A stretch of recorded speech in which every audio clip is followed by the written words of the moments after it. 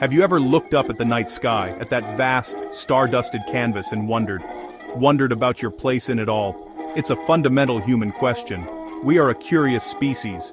We look at the world around us, at the buzzing bee, the ancient tree, the fish in the sea, and we ask, where did all this come from? And perhaps the most profound question of all is where did come from? Not just our parents or our ancestors, but the very first spark of life itself. This is the greatest mystery, the ultimate detective story. It's a tale whose beginning is lost to the deep, dark corridors of time, a story written in a language of rock and chemistry, billions of years before any creature had eyes to read it. The universe is about 13.8 billion years old. Our planet, Earth, is a relative newcomer, forming about 4.5 billion years ago. For a time, it was a hot, violent, and utterly lifeless place. Imagine a world bombarded by asteroids with volcanoes spewing molten rock and poisonous gases into a thick, hazy atmosphere. There were no oceans, no blue skies, just a chaotic inferno. But somewhere in that chaos, something incredible happened. Non-living matter, simple chemicals, organized themselves into something that was alive. This leap from non-life to life is one of the most significant and mysterious events in the history of the cosmos. It's a transformation we are still trying to fully comprehend. This grand story isn't just about the past, it's about us, right now. Every cell in your body is a direct descendant of that first spark. You carry the legacy of that ancient, tenacious life form within your own DNA. The story of life's origin is our own origin story, written on a planetary scale. It connects us to every living thing on this world and, just maybe, to life that might exist elsewhere in the universe. Understanding how it happened here gives us a roadmap for where to look for it out there, among the countless stars and distant worlds. It's a quest to understand our cosmic family tree, right down to its very first root. So let's embark on a journey back in time to a younger, wilder Earth. We will put on our detective hats and sift through the clues left behind by chemistry and geology. We will explore the ingenious ideas that scientists have developed to explain this incredible event. We will travel from bubbling pools of chemicals to the crushing depths of the ocean and even to the far reaches of outer space. The answer isn't simple, and we don't have all the pieces of the puzzle yet, but the search itself is a testament to the power of human curiosity, the same curiosity that drives us to explore the stars. For most of human history, we didn't have the tools of science to guide our quest for answers. We had our imaginations, our observations, and our deep need to make sense of the world. So, we told stories. Every culture across the globe has a creation myth, a powerful narrative explaining where life came from. These stories often involve divine beings, powerful spirits, or magical forces that sculpted life from clay, from a breath of wind, or from a cosmic egg. These were our first attempts to answer the big question, to fill the void of the unknown with meaning and purpose. They gave us a sense of place in the grand scheme of things. One very old and persistent idea was called spontaneous generation. For thousands of years, people believed that life could simply arise from non-living matter. It seemed obvious from everyday observations. They saw frogs appearing in muddy ponds, maggots wriggling out of rotting meat, and mice seemingly materializing from piles of grain and old rags. It wasn't a wild guess, it was a conclusion based on the available evidence. From the ancient Egyptians to the great philosopher Aristotle, this idea held sway. It was a perfectly reasonable explanation for a world where the microscopic origins of life were completely invisible. It took centuries of careful observation and the invention of a game-changing piece of technology, the microscope, to begin chipping away at this ancient belief. When we could finally see the invisible world of microorganisms, we started to understand that life was all around us, too small to be seen with the naked eye. The maggots on the meat weren't created by the meat itself. They hatched from tiny invisible eggs laid by flies. The magic of life appearing from nowhere was slowly being replaced by the elegant laws of biology. Life comes from other life. This was a revolutionary shift in our understanding. The final nail in the coffin for spontaneous generation came from the brilliant experiments of Louis Pasteur in the 19th century. He used swan-necked flasks, which allowed air to get in, but trapped dust and microbes in the curved tube. A nutrient broth inside the flask remained sterile, lifeless for years, but if he broke the neck of the flask, allowing microbes from the air to fall in, the broth would soon teem with life. Pasteur's simple and elegant experiment proved that even microscopic life doesn't just appear out of thin air. And so, the mystery deepened. If life only comes from life, then where did the very life come from?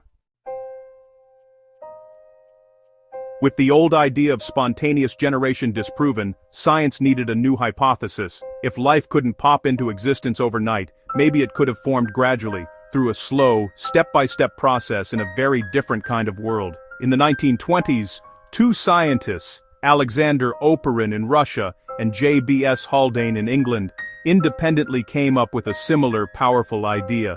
They imagined early Earth as a giant chemical laboratory. They pictured a planet with oceans that were not salty water, but a warm, shallow primordial soup or dilute soup of complex chemicals, a cosmic kitchen where the ingredients for life were brewing. They reasoned that the early Earth's atmosphere was very different from today's. It likely had very little oxygen, which is highly reactive and would have broken down complex molecules as they tried to form. Instead, it was probably rich in gases like methane, ammonia, water vapor, and hydrogen, compounds full of carbon, hydrogen, and nitrogen, the key elements of life. This primitive atmosphere was zapped with energy.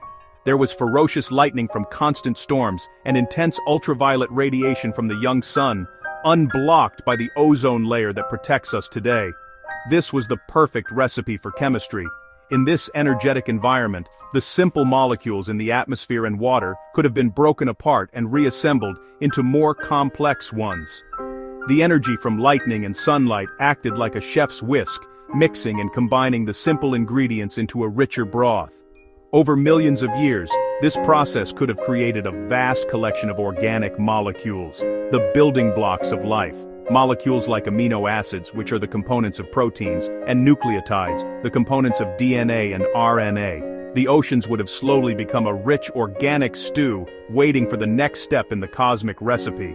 This idea of a primordial soup was revolutionary because it offered a plausible step-by-step pathway from simple, non-living chemicals to the complex molecules necessary for life.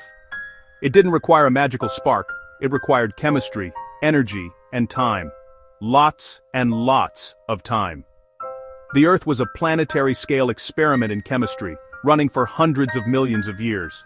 The primordial soup hypothesis provided a framework, a testable idea that inspired a new generation of scientists to try and recreate the conditions of early Earth in their laboratories, to see if they could cook up life's ingredients from scratch. While the idea of a warm little pond is appealing, some scientists look to a much darker, more extreme environment for life's origins. In 1977, we discovered something astonishing on the ocean floor: hydrothermal vents. These are like underwater geysers, cracks in the Earth's crust where superheated mineral-rich water from deep within the planet gushes out into the frigid, dark ocean. Around these vents, in crushing pressure and complete darkness, we found thriving ecosystems, not powered by sunlight but by chemical energy from the vents themselves. This discovery opened up a whole new possibility for where life might have begun. The hydrothermal vent hypothesis suggests that life didn't start in a shallow, sunlit soup, but in the protected, energy-rich environment of these deep-sea vents. These vents continuously spew out a cocktail of chemicals, including hydrogen sulfide, methane, and minerals. The water around them is a gradient of temperatures and chemical concentrations, creating countless tiny pockets or microenvironments where different chemical reactions could take place. Unlike the surface, the deep ocean would have protected fragile, emerging molecules from the harsh ultraviolet radiation of the young sun and the constant bombardment of asteroids. Think of these vents as natural chemical reactors. The porous rock structures around them are filled with tiny, interconnected chambers.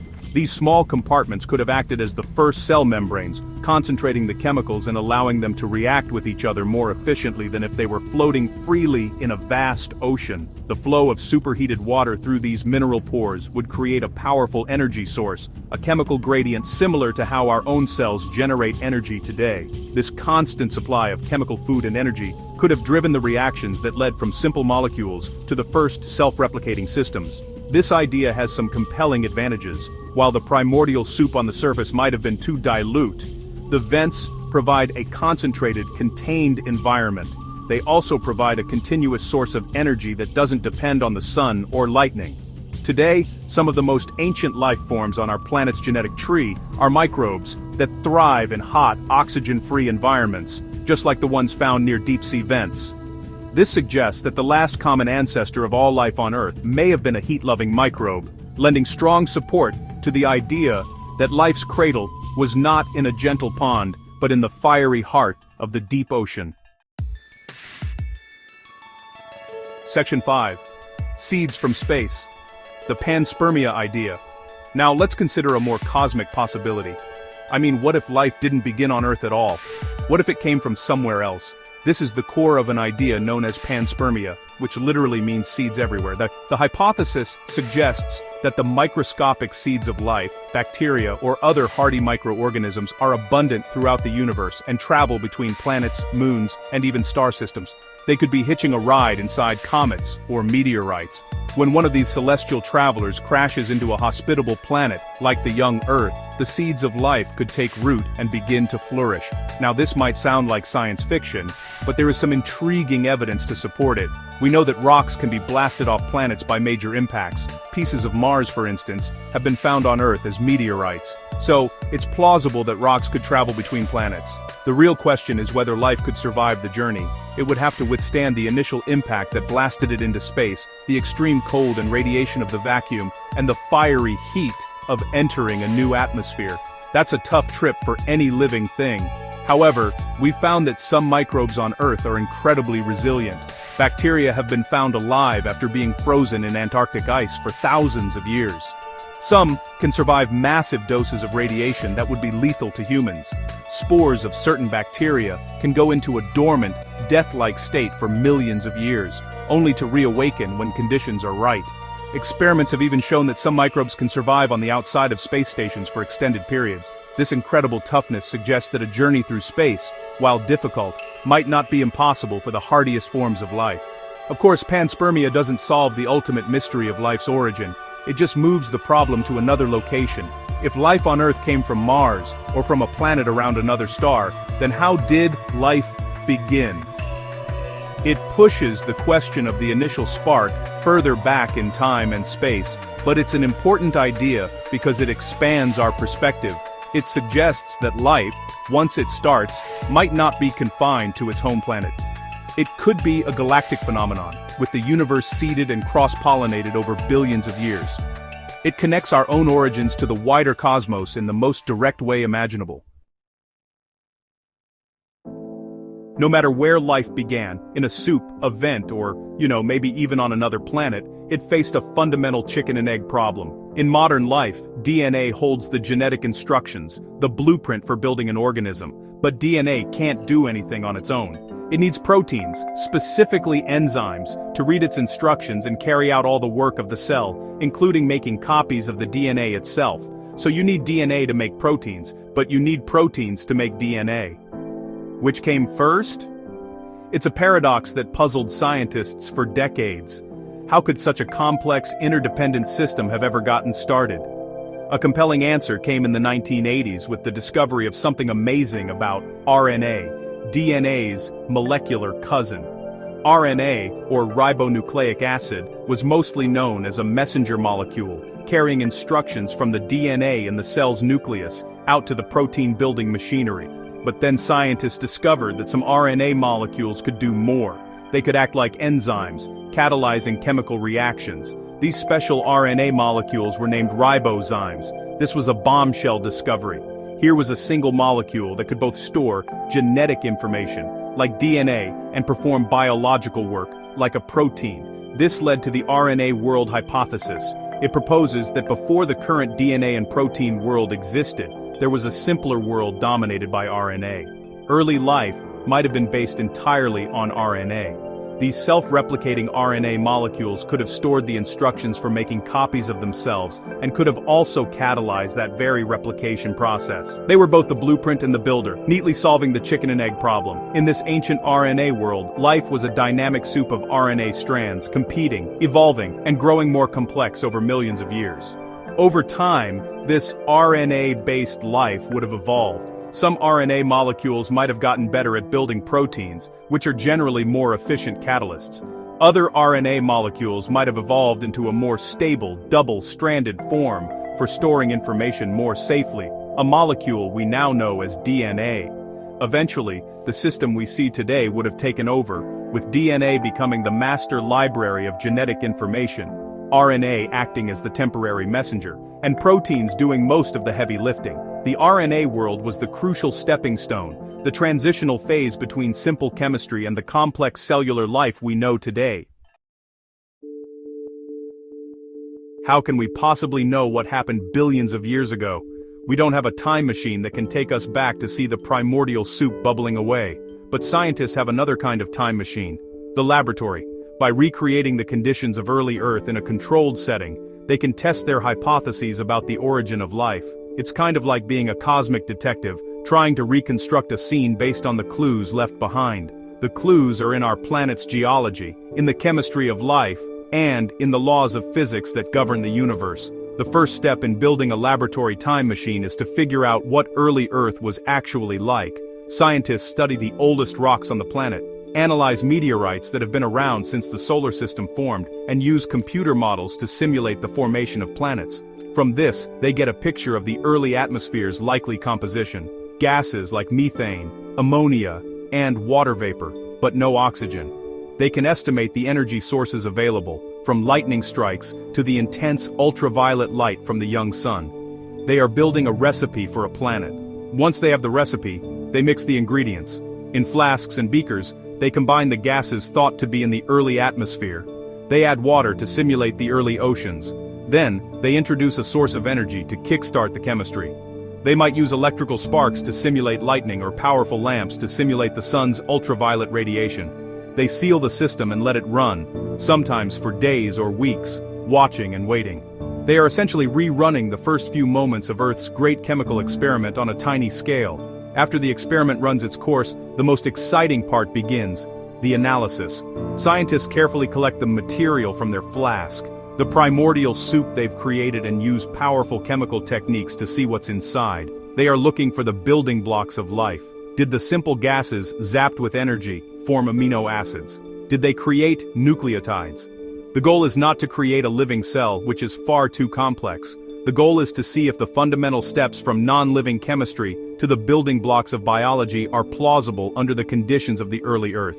Each successful experiment is a piece of the puzzle, telling us that the story of life's origin is one that could have happened.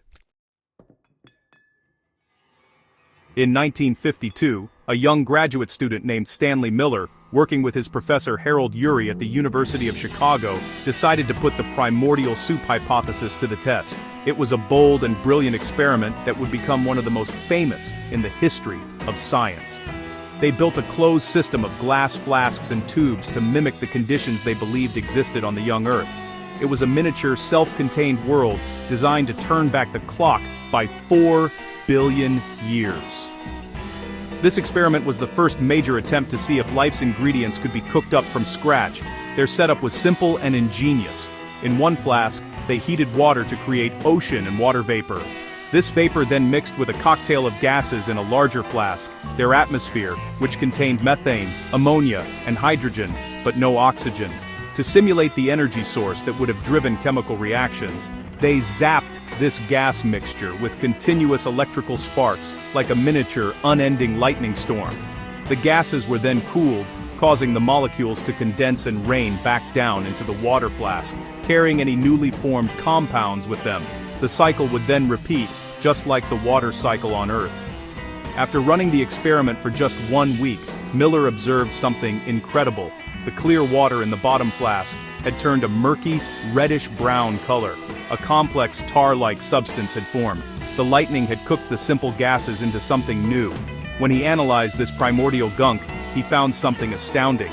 It contained several different types of amino acids. These are the essential building blocks of proteins, the molecular machines that do almost all the work inside living cells. He had started with simple, non-living chemicals, and, by simulating early Earth conditions, had created the fundamental components of life.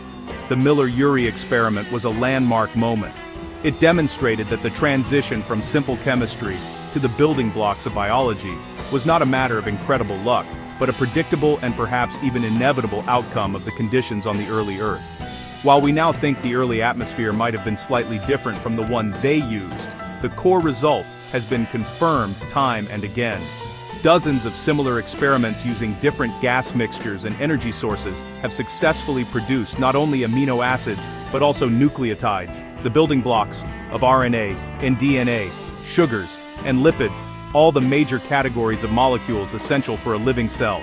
These experiments show that the ingredients for life can form naturally, all over the cosmos. We have journeyed far, from the ancient myths of creation to the bubbling flasks in a modern laboratory. We've explored the warm little ponds, the fiery deep-sea vents, and the vastness of interstellar space. We've seen how science has given us plausible, testable scenarios for how life's ingredients could have formed and organized themselves into the first living systems. The RNA world gives us a bridge across the chicken and egg paradox. Experiments like Miller-Urey show that the building blocks of life form easily. But despite all this progress, the book of life's origin still has many unwritten chapters. We are far from having the complete story. We still don't know for sure which environment was the true cradle of life. Was it the primordial soup, the hydrothermal vents, or some combination of both? How did the first molecules learn to replicate themselves with enough accuracy to pass on their information, but with enough mistakes to allow for evolution? The biggest leap of all, the transition from a collection of self-replicating molecules to the first true cell, enclosed within a protective membrane, remains one of the deepest mysteries. This jump from complex chemistry to simple biology is a frontier we are still actively exploring. The story is incomplete, and honestly, that's what makes it so exciting. So why does this matter? Why do we pour so much effort into understanding an event that happened billions of years ago?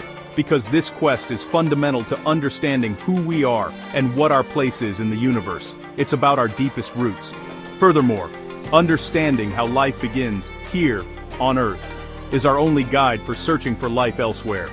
When our telescopes, like the James Webb Space Telescope, peer at the atmospheres of distant exoplanets, they are looking for the chemical signatures of life. Knowing what ingredients to look for is crucial, and that knowledge comes from studying life's origins here at home. The search for life's origins is a profound expression of our cosmic curiosity. It connects the smallest atoms to the largest galaxies. It reminds us that we are made of star stuff, forged in the hearts of long-dead stars, and brought to life on a restless young planet. The answer, when we find it, will not diminish the wonder of life. It will amplify it. It will show us that life is not a miracle that defies the laws of nature, but a natural, perhaps even common outcome of the magnificent and creative chemistry of the cosmos. Our journey of discovery continues, one question, one experiment, one star at a time.